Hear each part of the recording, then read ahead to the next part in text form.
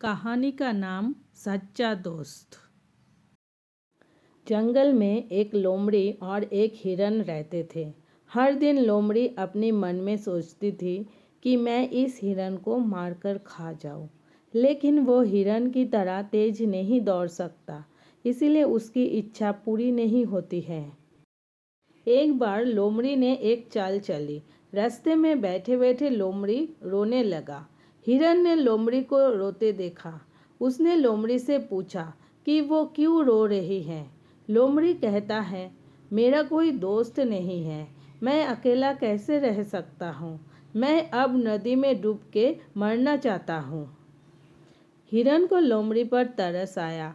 वो लोमड़ी से कहता है, मरने के बाद दोस्त कैसे मिलेगा? जिंदा रहो तो दोस्त मिलेगा।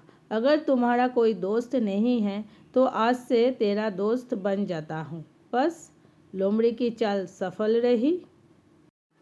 फिर हिरन और लोमड़ी साथ साथ घूमने लगे। उस जंगल में एक कौवा था, जो कि वो हिरन का पुराना दोस्त था। उसने हिरन को लोमड़ी के साथ घूमते देखा और पूछा, दोस्त दोस्त, तुम्हारे साथ ये नया कौन है? हिरन कहता है, ये मेरा नया दोस्त है। कौवा कहता है, एक दूसरे को भली भांति जाने बिना दोस्त मत बनाओ।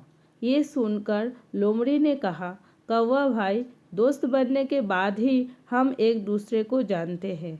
आप भी हिरन को पहले कहाँ जानते थे? लेकिन कौवे को लोमड़ी पर भरोसा नहीं था। एक दिन लोमड़ी हिरन को एक खेत में ले गई। वहाँ उन्होंने बहुत सारा अच्छा खाना खाया। फिर दोनों दोस्त रोज उस खेत में जाने लगे। एक दिन खेत के मालिक ने देखा कि खेत में फसल बर्बाद हो रही है और उसने खेत में जाल बिछा दिया। हिरन उसमें फंस गया। लोमड़ी की चाल सफल रही। जाल में हिरन के मरने का इंतजार करते हुए लोमड़ी कुछ दूर जाकर बैठ गया। उस दिन जंगल में कौवे ने हिरन को नहीं देखा, इसीलिए वो चिंतित हो गया। वो हिरन को खोजने निकल पड़ा। उठते समय उसने देखा कि उस खेत में उसका दोस्त हिरन जाल में फंसा हुआ है।